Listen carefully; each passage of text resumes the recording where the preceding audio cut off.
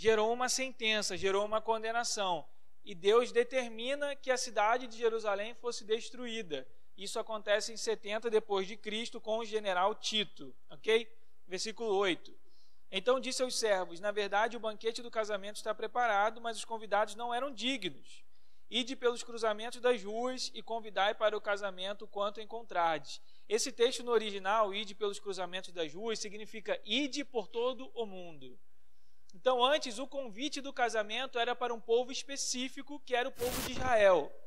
A partir do momento que o povo de Israel ignora a mensagem dos profetas, e além de ignorar os profetas, ainda persegue e mata esses profetas, o convite ele é aberto, ele deixa de ser apenas para Israel, e ele passa a ser aberto para todo o mundo e para todos os povos. Nesse momento, a salvação se torna não apenas para os judeus, mas também para os gentios. E é por causa disso que você e eu podemos ser salvos hoje. Diz o seguinte no versículo 10: e aqueles servos saíram pelas ruas e reuniram todos que encontraram, tanto maus quanto bons, e o salão nupcial ficou cheio de convidados. Mas quando o rei entrou para ver os convidados, encontrou ali um homem que não se vestia de trajes nupciais. E perguntou-lhe: amigo, como entrastes aqui sem trajes nupciais? Ele, porém, calou-se. Então o rei ordenou aos servos: amarrai-lhes os pés e as mãos, lançai-o nas trevas exteriores, e ali haverá choro e ranger de dentes. Então, tinha uma pessoa que havia sido convidada para o casamento, ela não estava ali como penetra, mas ela não estava pronta para participar da festa, porque ela não estava vestindo trajes nupciais, ou as vestes adequadas. O que são trajes nupciais de acordo com a cultura bíblica? O que significa trajes nupciais? Roupa limpa, vestes brancas, algo sem sujeira. Não necessariamente precisa ser algo caro, não precisava ser cheio de joias ou coisa com ouro. Não tinha nada a ver com riqueza, mas tinha a ver com limpeza. Então, toda vez que a Bíblia fala sobre trajes e sobre vestes, ela está falando sobre o estado de espírito. Então, se você estiver anotando, anotem isso. Vestes na Bíblia está ligado a estado de espírito. Então, quando fala que a pessoa tinha que estar vestida de trajes nupciais, ou o que nós sabemos agora, que significa roupas limpas, está falando sobre o estado de espírito daquele amigo que havia e que estava na festa de casamento. Ele estava ali, ele havia sido convidado, o rei queria que ele estivesse ali, mas o rei não queria que ele estivesse ali de qualquer maneira. Ele precisava estar vestido de trajes nupciais, ele precisava estar com roupas limpas, ou seja, o espírito dele precisava estar preparado, que é o que acontece com todo cristão quando se converte. Isaías 61:10 diz que nós somos vestidos de roupas ou de trajes de justiça.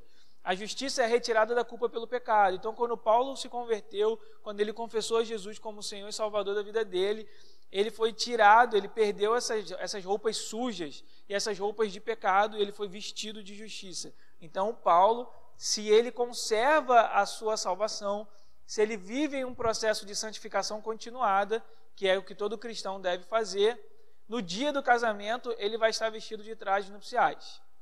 Agora, fala. Sim, tem a ver com desenvolver a vossa salvação, que é o que em teologia alguns professores chamam de santificação continuada. Então, a pessoa quando se converte, ela é salva.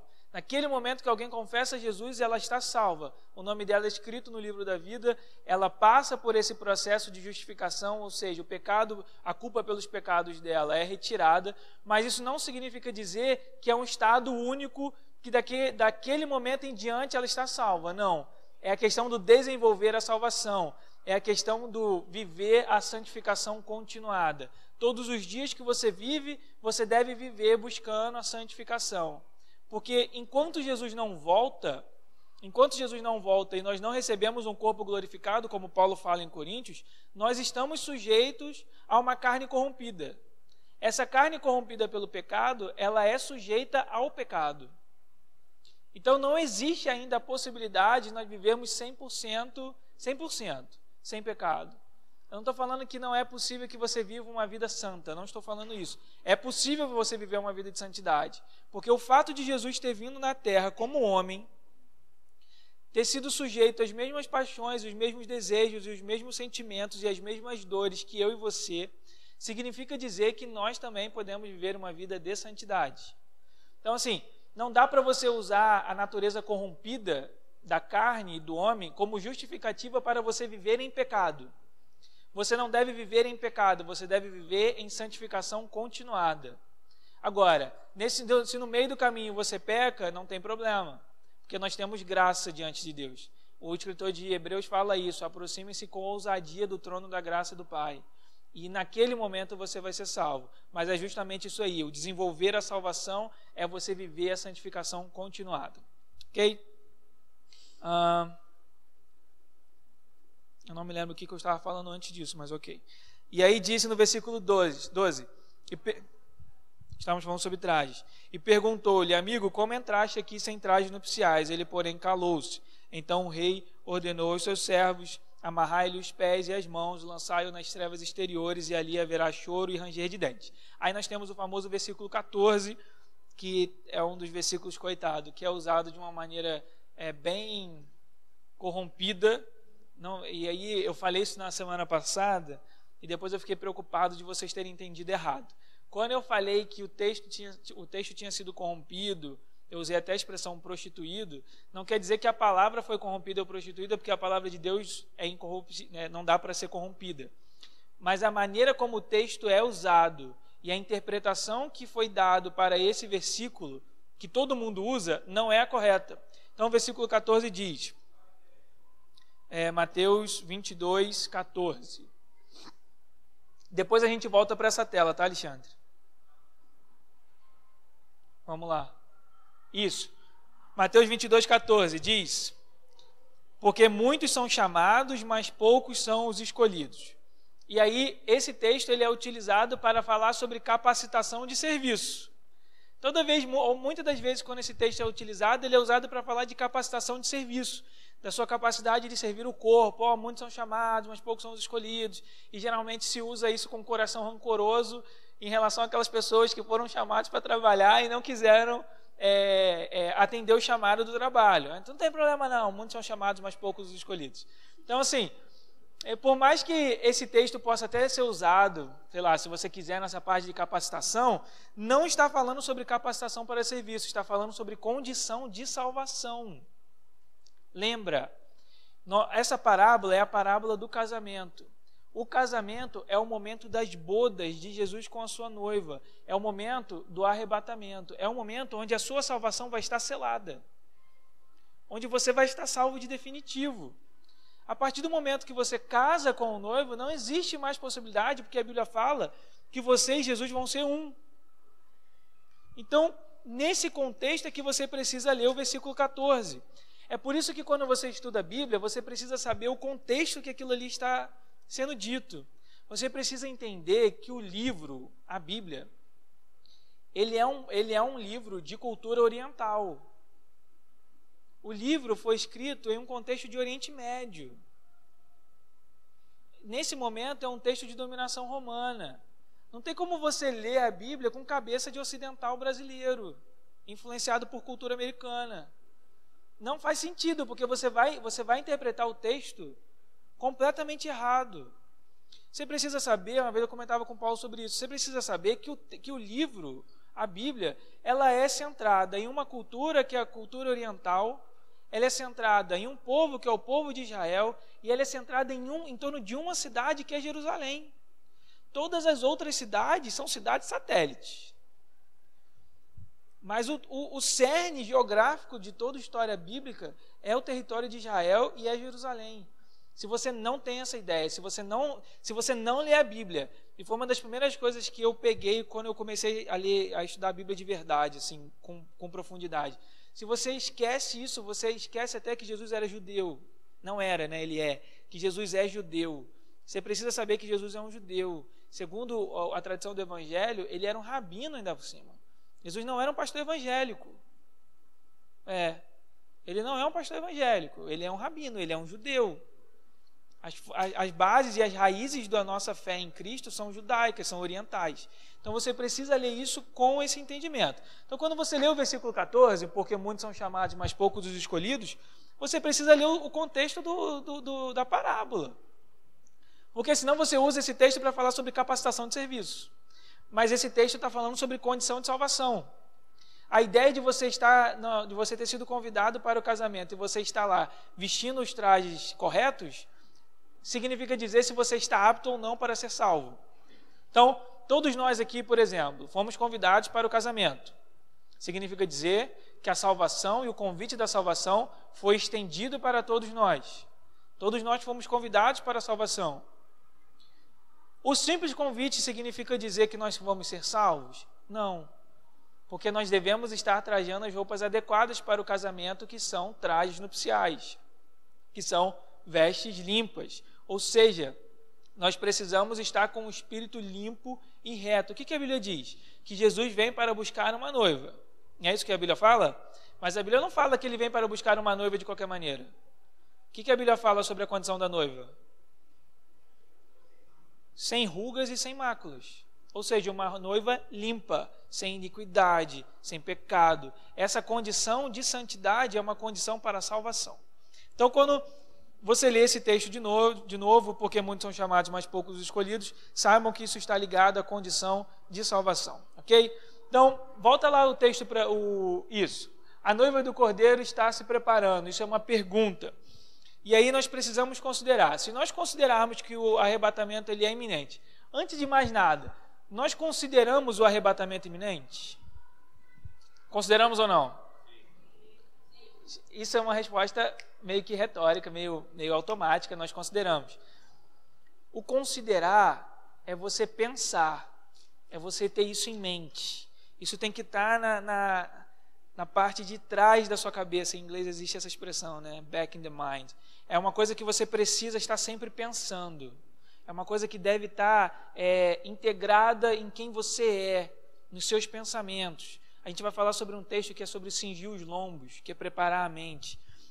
A ideia do arrebatamento iminente, isso tem que ser algo inconsciente e ao mesmo tempo consciente na nossa vida. Você precisa viver os seus dias falando, caramba, Jesus pode voltar a qualquer momento. Você precisa ter essa ideia. Então, todos nós aqui, glória a Deus, consideramos que o arrebatamento é iminente. Mas e se nós não consideramos? Vamos supor que você talvez não pense tanto no arrebatamento. Eu não sei vocês, mas eu penso nisso bastante. Talvez seja porque eu estudo para dar aula e tudo mais. Mas é uma coisa que eu sempre penso. Então, assim, eu vejo um negócio no jornal ligado a Israel, eu já fico, caramba, será que tem alguma coisa na Bíblia que eu possa linkar com isso? Tipo, agora na Páscoa a gente estava no retiro, eu não sei se vocês viram, mas está tendo um conflito em Gaza, bem violento, até como alguns anos não existiu. Então, assim, eu já olho aquilo ali, eu já falo, caramba, eu vou ficar de olho. Eu estou sempre olhando as notícias sobre Gaza. Então, assim, é uma coisa que está na nossa cabeça. Se você não pensa nisso com frequência, eu te aconselho, comece a pensar. Comece a pensar que o arrebatamento ele pode acontecer a qualquer momento. Então, oi.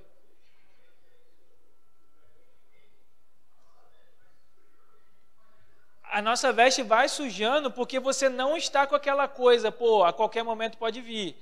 É um lance, é a mesma coisa de uma festa normal. Então vamos supor que você sabe que que você vai precisar ir para um casamento daqui a 2 semanas. Lembra, o casamento dos demônios não é um casamento iminente.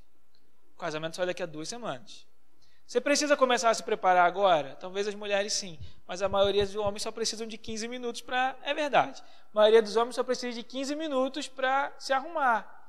Mulher não. Mulher começa a se preparar, ver onde é que vai fazer cabelo, onde é que vai fazer maquiagem, se precisa comprar roupa. As mulheres são melhores nessa questão de preparação do que os homens. A gente reconhece isso.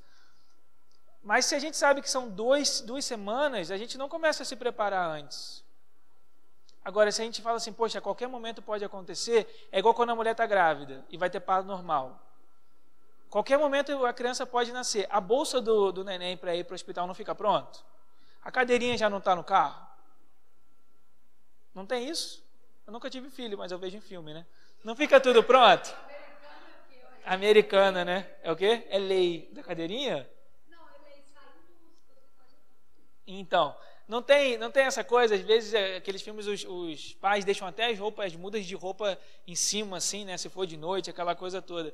porque o nascimento ele é iminente, ele pode acontecer em qualquer momento. Se nós não pensamos na iminência do arrebatamento, nós devemos começar a pensar. E se nós pensamos na iminência do arrebatamento, o que nós fazemos para estar pronto? O que você faz para estar pronto para o arrebatamento? Fala aí para dar tempo de beber água. O vigiar é importante. Mas como é que a gente vigia? Nas atitudes. Melhora. O que você faz para estar pronto para o arrebatamento? Coisa prática. Não, tudo bem, eu preparar, mas eu quero coisa prática. Hã? Cara, são as disciplinas espirituais de todo cristão. Não existe mágica, não é uma parada mística. Você não precisa subir no monte e ser arrebatado no terceiro céu. Não é isso. Mas você precisa ter suas disciplinas como cristão. Uma boa maneira de você, por exemplo, manter a iminência, do arrebatamento, que o arrebatamento pode acontecer a qualquer momento, é através de leitura da Bíblia. Não é isso que Paulo fala? Renovai a vossa mente. Você renova a mente através de ouvir a pregação e a palavra de Cristo. Outra maneira importante de você fazer isso é através de vida de oração, cara. Eu dei mais de 10 aulas sobre oração aqui naquele período. Não existe cristão que não tem vida de oração. Não existe. Então, assim, às vezes a gente fala assim, irmão, tá tudo bem?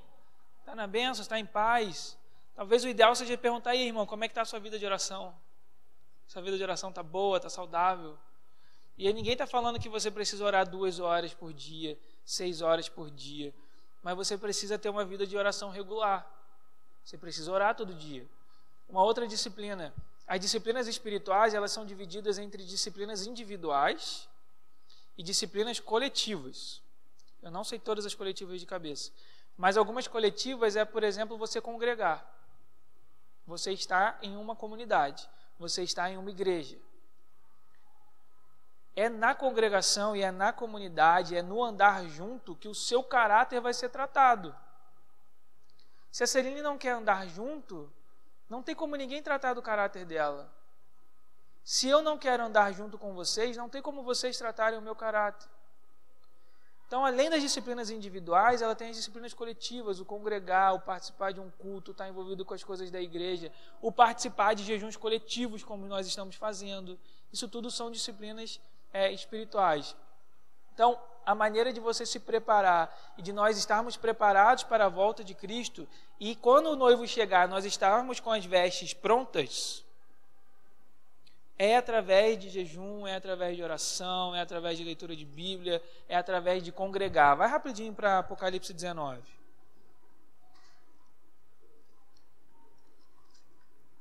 Apocalipse 19.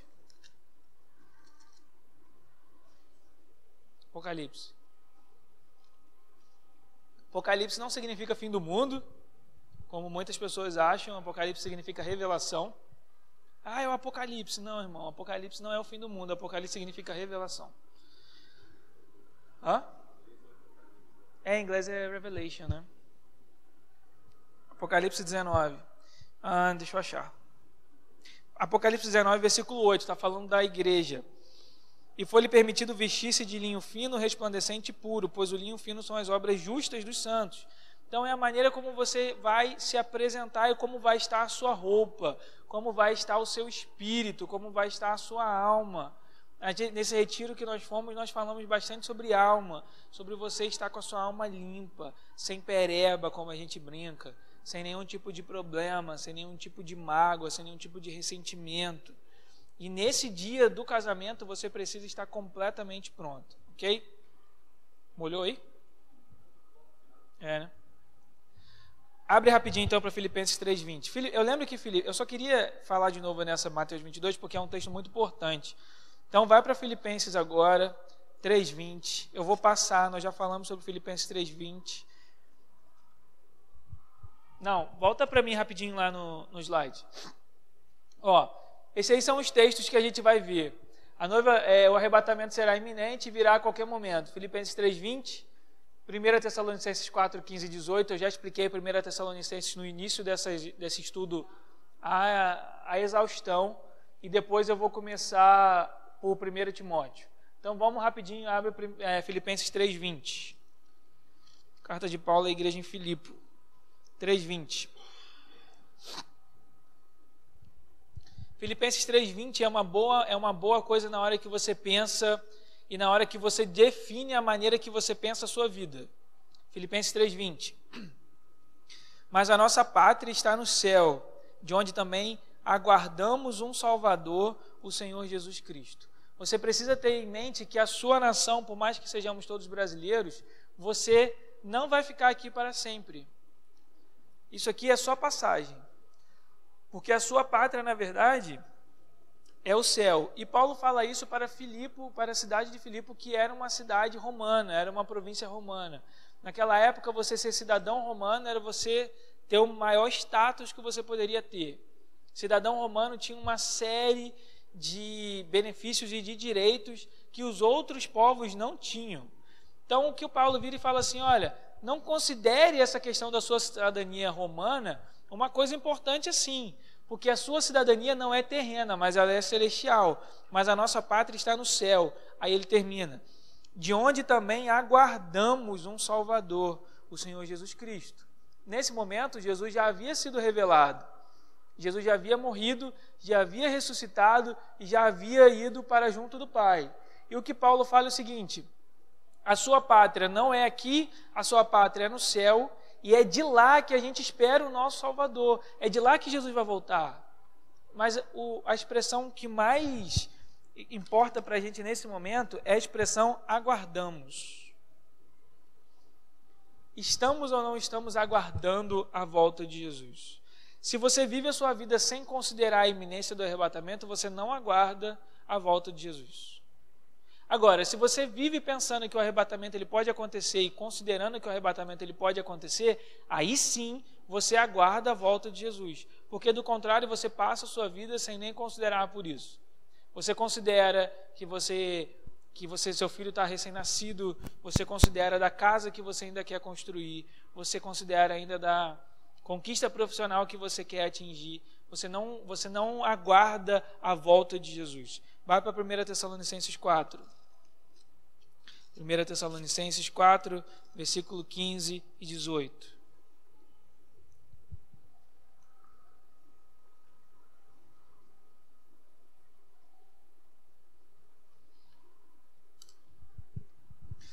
Tessalonicenses 4, 15 e 18. Eu já expliquei esse texto. Afirmamos pela palavra do Senhor que nós, os que ficarmos vivos para a vinda do Senhor, de modo algum precederemos os que já faleceram. Ou seja, a galera que estiver aqui no dia do arrebatamento não vai primeiro para o Pai. Quem vai primeiro para o Pai são as pessoas que já morreram e serão ressuscitadas. Expliquei isso, mas falo daqui a pouco de novo. Deixa eu só terminar o texto. 16. Porque ouvida a voz do arcanjo e ressoada a trombeta de Deus, o próprio Senhor descerá do céu com um grande brado, e os que morreram em Cristo ressuscitarão primeiro. Então, primeiro ressuscita a galera que já morreu salva, que morreu em Cristo. Depois a igreja e os santos que estão na terra. Então, primeiro quem vai encontrar Jesus nos ares são os que morreram e ressuscitarão. Depois nós. 17. Depois nós, o que estivermos vivos, seremos arrebatados com eles nas nuvens, ao encontro do Senhor nos ares, e assim estaremos para sempre com o Senhor. Esse estaremos para sempre significa que estaremos casados com Ele, aonde o marido vai, a esposa vai com ele. Portanto, consolai-vos uns aos outros com essas palavras. Quando Paulo termina falando, portanto, consolai-vos uns aos outros com essas palavras, ele está querendo dizer que essa promessa sirva de esperança para a sua vida. Que a promessa do retorno de Jesus para arrebatar a sua igreja e para encontrar a sua igreja nos ares sirva de esperança para você. Que quando você desanimar, você lembre, caramba, está difícil agora, mas eu vou casar com meu noivo, eu vou encontrar Jesus nos ares.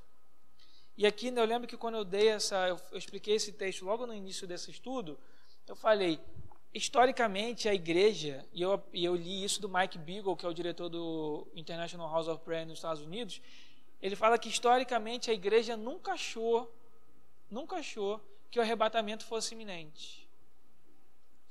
nenhuma geração nenhuma geração recente da igreja achava que a qualquer momento o arrebatamento poderia acontecer.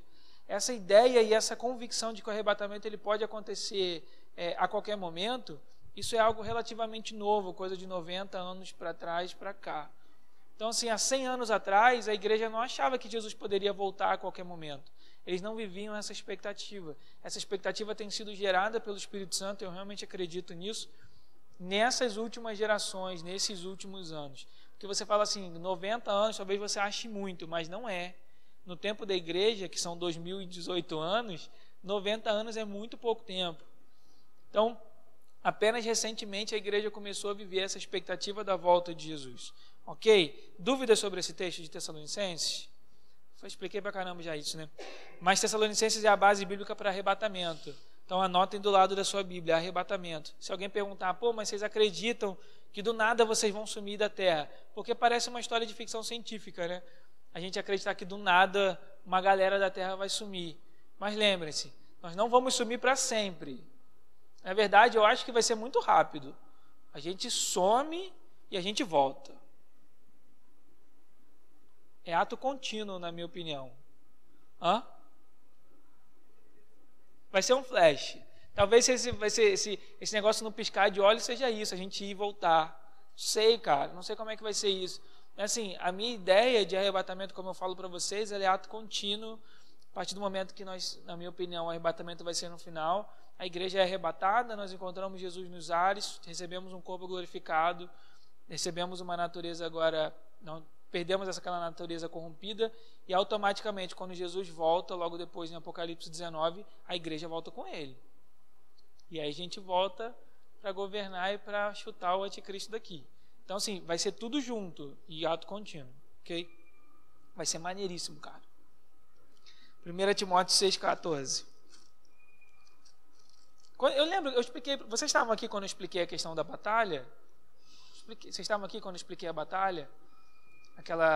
A marcha de Jesus? Expliquei, né? Vocês estavam aqui. Se o que eu acho que a gente estuda, se for aquilo ali mesmo, sempre lembrando que a Bíblia não deixou muito claro para a gente, né? Então o que a gente faz é interpretar o texto, com a ajuda do Espírito Santo sempre. Então se realmente essa interpretação que a gente faz, e muita gente faz, for correta, vai ser isso daí. A gente vai voltar e vai voltar com Cristo e vai enfrentar o inimigo. 1 Timóteo 6,14.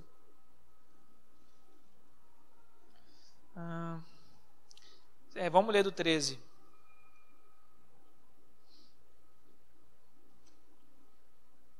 Diante de Deus que dá, 1 Timóteo 6,13, ok? Eu espero abrir. 1 Timóteo 6,13. Diz assim: diante de Deus que dá a vida a todas as coisas e de Cristo Jesus que perante Pôncio Pilatos deu o testemunho da boa confissão, eu te exorto, sem mácula, irrepreensível, guarda este mandamento até a vinda do nosso Senhor Jesus Cristo. Ela no tempo próprio manifestará ao bem-aventurado e único soberano, Rei dos reis e Senhor dos senhores, o que possui ele somente a imortalidade e habita em luz inacessível, a quem nenhum dos homens viu nem pôde ver. A ele sejam honra e poder eternamente. Amém. Amém? Amém? Amém. Glória a Deus.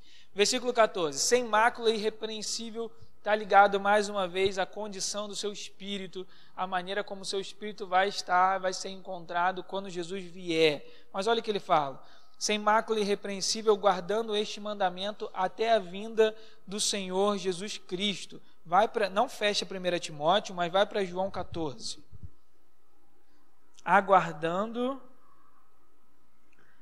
Guardando este mandamento até a vinda do nosso Senhor Jesus Cristo. João 14. Versículo 3. Está frio? João 14, 3. João 14, 3. Diz assim: e se eu for, eu vos preparar lugar, virei outra vez e vos levarei para mim, para que onde eu estiver, estejais vós também. Isso aqui é a promessa da volta de Jesus, feita pelo próprio Jesus. Jesus ele não volta porque ele é obrigado a voltar, ele volta porque ele prometeu que ele voltaria. Então, quando o texto lá em 1 Timóteo fala, guardando este mandamento até a vinda do nosso Senhor Jesus Cristo, a vinda do nosso Senhor Jesus Cristo, ela é baseada em uma promessa que o próprio Jesus fez. Lembra de um dos atributos de Deus e de Jesus, por consequência? Ele é um Deus fiel. Ele é um Deus fiel. Significa dizer que aquilo que ele promete, ele vai cumprir. Ok? Se nós guardarmos essa palavra e esperarmos, nós seremos vestidos de justiça. Versículo 14, 1 Timóteo 6,14.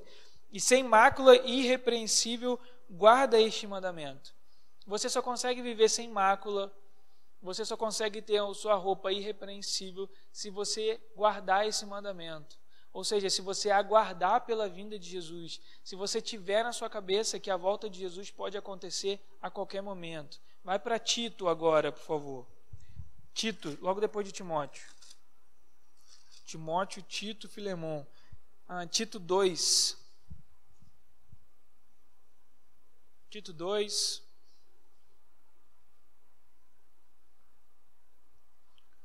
Versículo 11. Vamos ler a partir do 11. Vamos ler do 11 ao 14. Diz assim: porque a graça de Deus se manifestou trazendo salvação a todos os homens, e ensinando-nos para que, renunciando à impiedade e às paixões mundanas, vivamos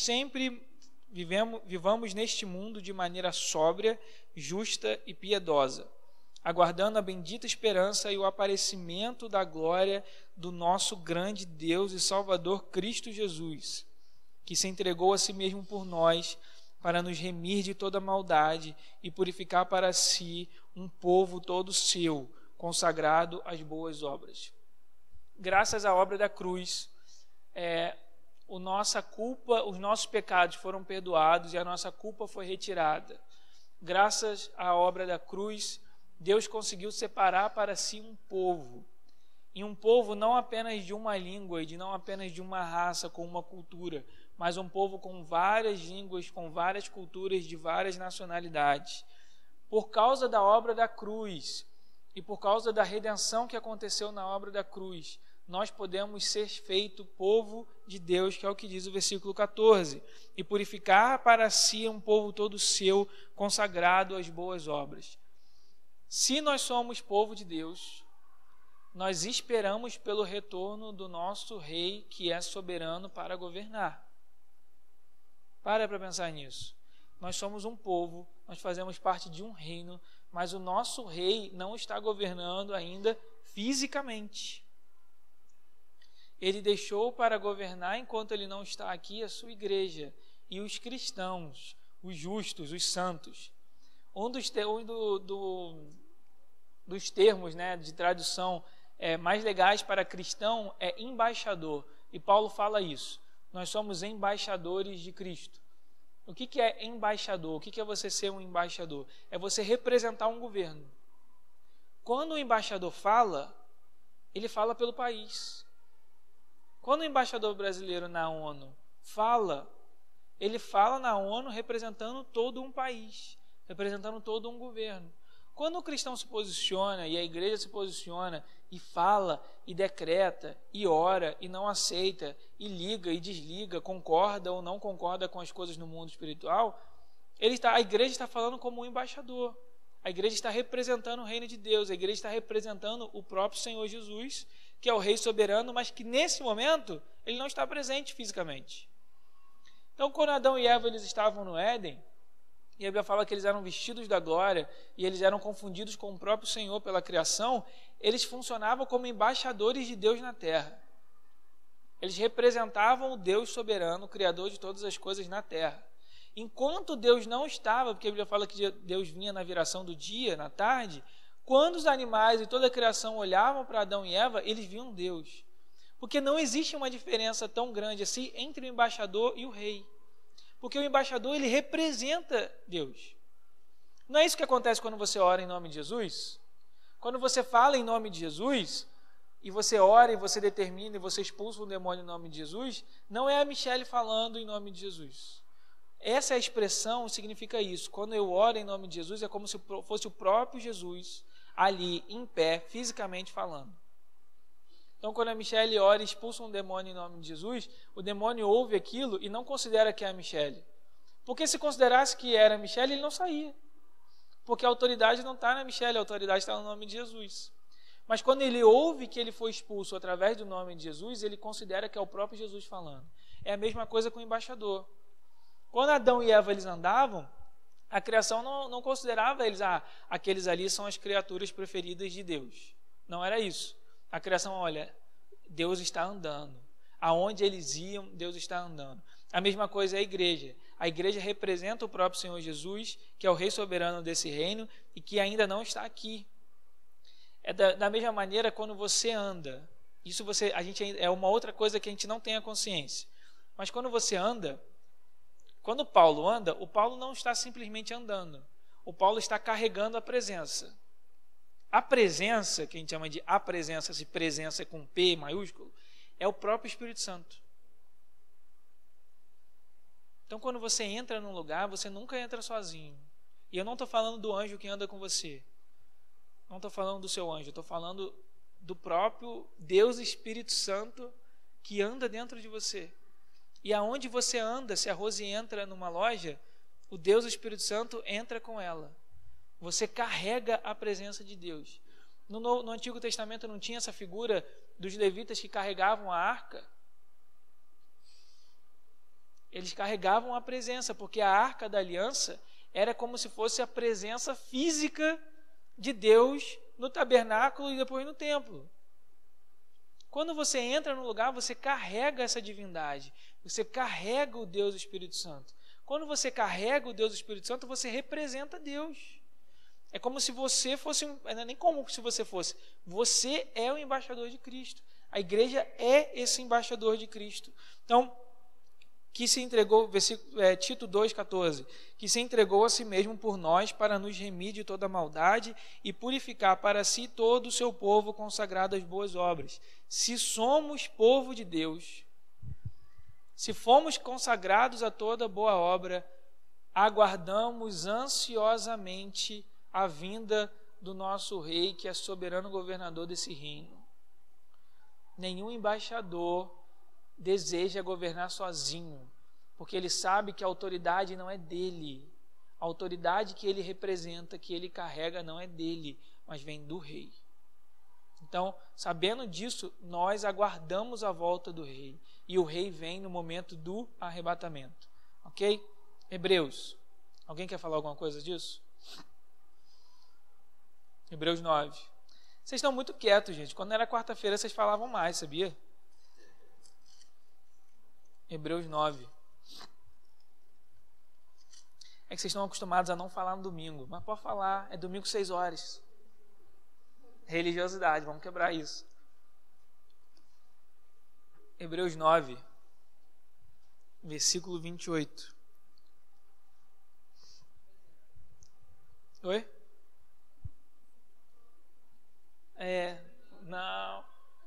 Não fala isso. Não fala isso porque eu gostaria muito. Hebreus 9, 28. Não fala isso que eu gostaria muito. Hebreus 9, 28.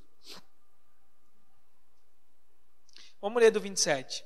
E como está ordenado aos homens morrerem uma só vez, vindo depois o juízo, assim também Cristo, oferecendo-se uma só vez para levar os pecados de muitos, aparecerá a segunda vez, não por causa do pecado, mas para a salvação dos que esperam por ele. Então preste atenção no finalzinho do versículo 28. Aparecerá a segunda vez. Esse aparecerá a segunda vez é nada mais, nada menos do que a segunda vinda de Jesus. Jesus ele veio uma vez, que é quando ele vem, ele nasce de Maria, ele cresce, ele vive durante 33 anos. Ele morre e ele ressuscita. Hoje, por sinal, estamos celebrando Páscoa, ressurreição de Cristo, glória a Deus por isso. Então, ele vem, e essa é a primeira vinda. A segunda vinda é quando ele voltar para arrebatar a igreja. Olha o que diz, então, o escritor de Hebreus. Aparecerá a segunda vez, não por causa do pecado, mas para a salvação. Ele não vem matar ninguém. O intuito de Jesus aqui é salvar. Mas salvar quem? Salvar aqueles que esperam por Ele. É por isso que é importante a gente ter na cabeça que o arrebatamento é iminente. Se você acha e se você sabe que o arrebatamento é iminente, você espera por Ele. E se você espera por Ele, Jesus volta para você. Se você não espera por Ele, Jesus não volta para você. Jesus vai esperar por aquele que está. Jesus vai voltar por aquele que está esperando. A salvação, uma das condições da salvação é o esperar. É o estado que o seu espírito se encontra.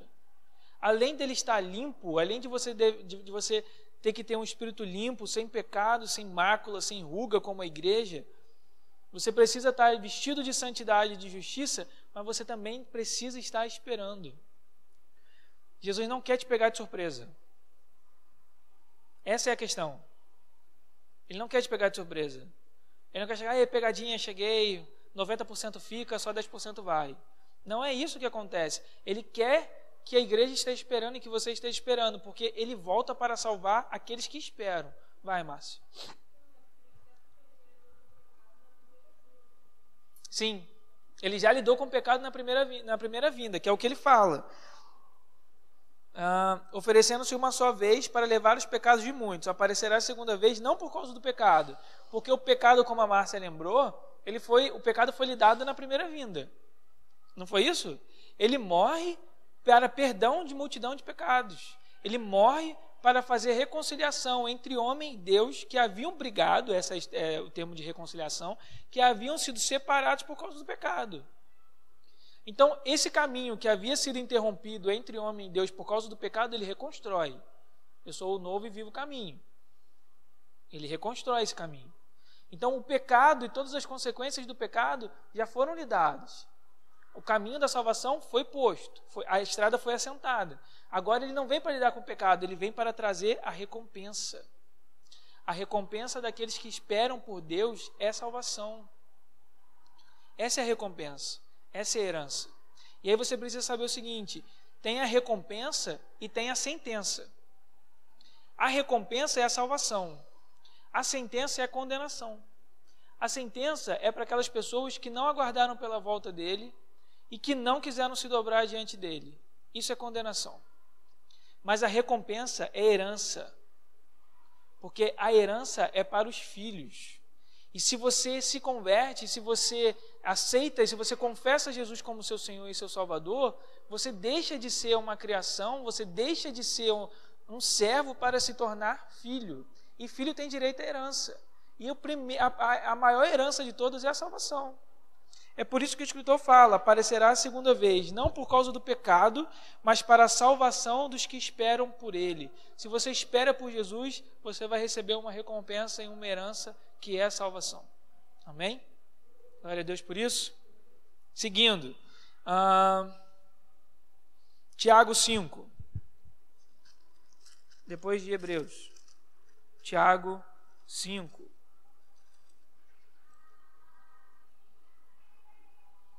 Tiago 5, versículo... Volta lá rapidinho para mim, só para eu olhar o slide da aula. Ok, estou já aí. Beleza. Tiago 5, versículo 7 e 9. Não, espera que eu estou em Pedro.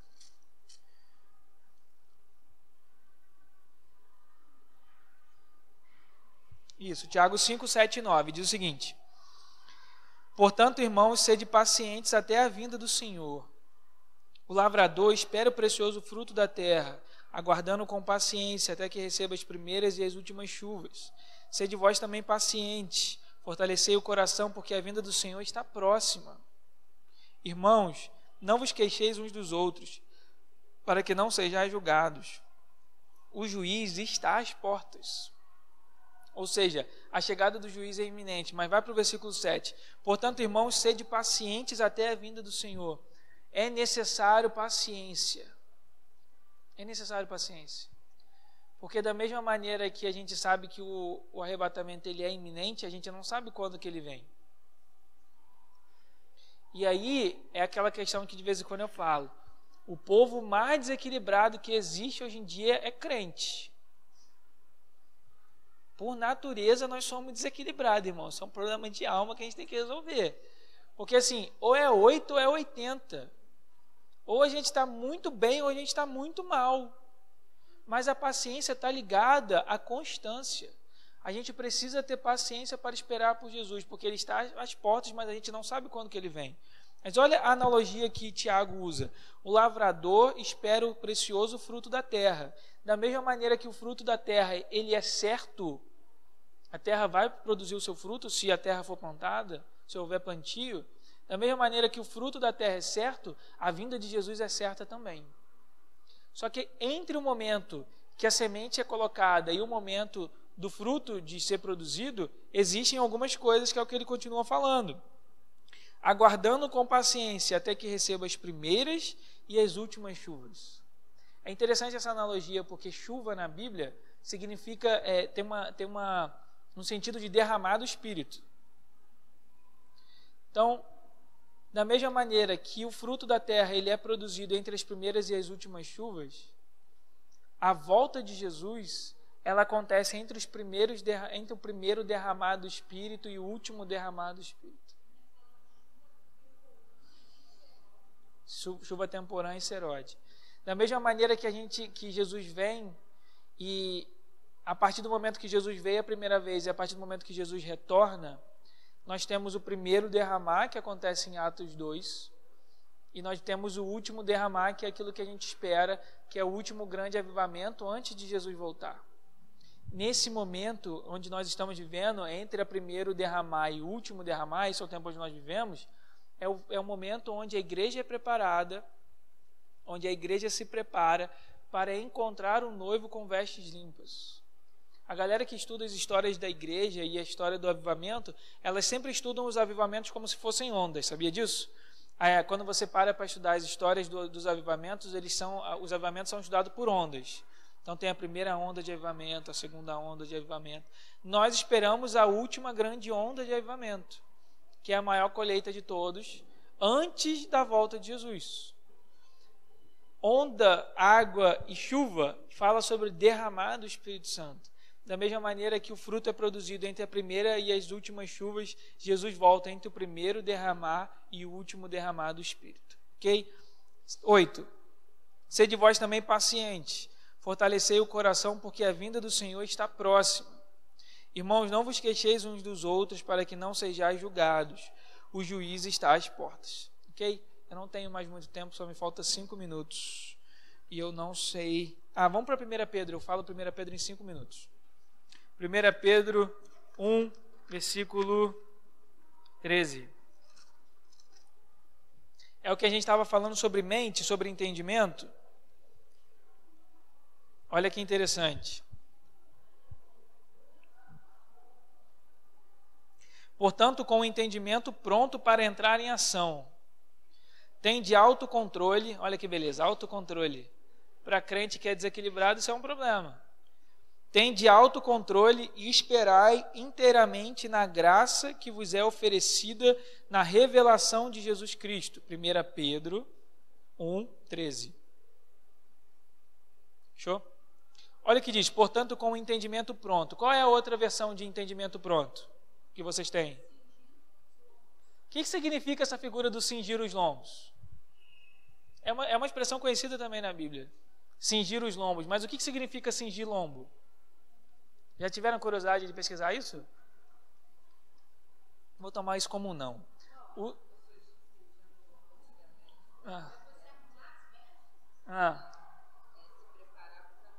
É se preparar para o trabalho. Naquela época, lembra, cultura oriental. A galera usava aquelas roupas compridas, tipo bata de batismo feia. E aí, como eles tinham que pescar e eles tinham que lidar com a terra, eles tinham que amarrar as roupas. Porque se eles não amarrassem as roupas, eles podiam tropeçar na roupa. Então, é isso que fala aqui, portanto, com o entendimento pronto para entrar em ação. A sua mente e o seu pensamento devem estar alinhados com essa verdade absoluta e incontestável que Jesus voltará. Porque se a sua mente não estiver alinhada com isso, você vai tropeçar nas suas vestes. E na hora de você trabalhar nessa última colheita, você não vai conseguir, porque as suas vestes não vão estar prontas. A sua mente não vai estar alinhada com isso. É por isso que é tão importante a renovação da mente, porque se você não renova a sua mente, você não prepara a sua mente para trabalhar. Se você não renova a sua mente, você não prepara a sua mente para considerar que Jesus volta de uma maneira iminente, que ele pode voltar agora, que ele pode voltar daqui a 10 segundos, e você vai ser pego de surpresa. A ideia do cingir os lombos ou de se preparar é alinhar a mente, é você colocar a sua mente no lugar certo. E tome muito cuidado com a sua mente. A sua mente, ela é constantemente bombardeada pelo diabo, porque o que ele quer é reorientar o seu pensamento. Ele não pode abrir a cabeça da Housing e colocar um outro pensamento lá dentro. Mas o que ele pode é sugestionar para a Housing ao ponto do pensamento dela ser reorientado. Ou seja, a Housing deveria pensar sobre uma determinada coisa. Por exemplo, nós deveríamos pensar que o arrebatamento é iminente. Mas aí, se a gente não renova a nossa mente, nossos pensamentos são reorientados. A gente começa a pensar o quê? Eu estou ouvindo essa história de que Jesus volta desde quando vovó era crente. Isso é uma espécie de reorientação de mente. É por isso que a nossa mente tem que estar alinhada. Porque, do contrário, a gente deixa de considerar a verdade bíblica, que é absoluta e incontestável, para a gente começar a pensar um monte de coisa que é humana. A nossa mente tem que estar pronta. Versículo 13. Portanto, com o entendimento pronto para entrar em ação, tende autocontrole e esperai inteiramente na graça que vos é oferecida na revelação de Jesus Cristo. O próprio arrebatamento é graça, é favor imerecido. Você nunca iria merecer casar com Jesus. Para pensar, nós nunca estaríamos à altura de casar com Cristo. O simples fato de Deus nos fazer noiva de Cristo como igreja, nos fazer noiva de Cristo e nos dar vestes limpas de linho fino e nos preparar para o casamento, por si só já é graça. Agora, se a sua mente não estiver alinhada, você não considera isso como graça. Você considera isso como qualquer outra coisa. E você não considera a iminência do arrebatamento. Você não considera a iminência do retorno de Jesus. Amém? Dúvidas sobre isso? Dúvidas? Não. Fala, Márcia. Alguma coisa? Não. Vamos ficar em pé? Eu não tenho mais tempo. Na verdade, eu já usei acho que uns 2 minutos.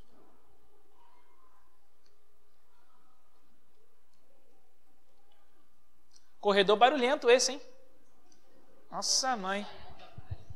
Estão estudando para Páscoa? Vamos ficar em pé, vamos orar. Pai, nós queremos te agradecer por essa noite. Nós te agradecemos pela Tua palavra, te agradecemos pela Tua graça.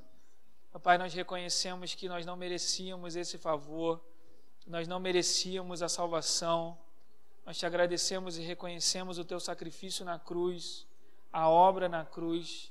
Obrigado, Senhor Jesus, porque pela cruz nós fomos sarados, nossos pecados foram perdoados, a nossa culpa foi retirada de nós, nós fomos reconciliados com o nosso Pai. Nós temos acesso novamente ao Senhor. Nos foi dado o Teu Santo Espírito.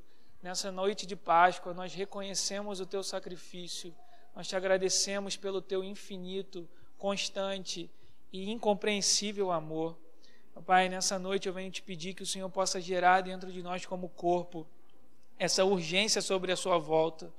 Que nós possamos viver, meu Pai, como se o Senhor pudesse voltar a qualquer momento, porque é isso que a Bíblia nos manda fazer.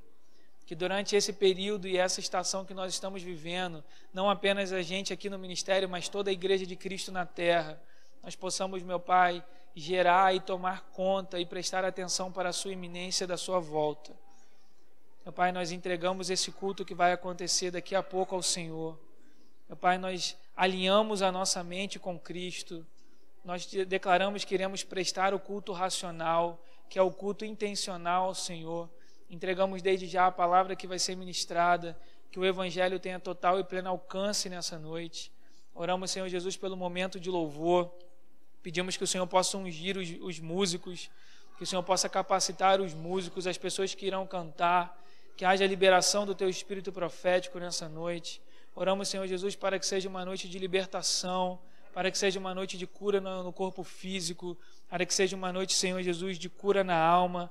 Meu Pai, que seja uma noite de salvação. Que pessoas, meu Pai, que estão afastadas do Senhor voltem para os Teus caminhos e que o Senhor possa confirmar o Teu amor na vida de cada pessoa. Meu Pai, nós oramos e nós Te agradecemos em nome de Jesus. Amém.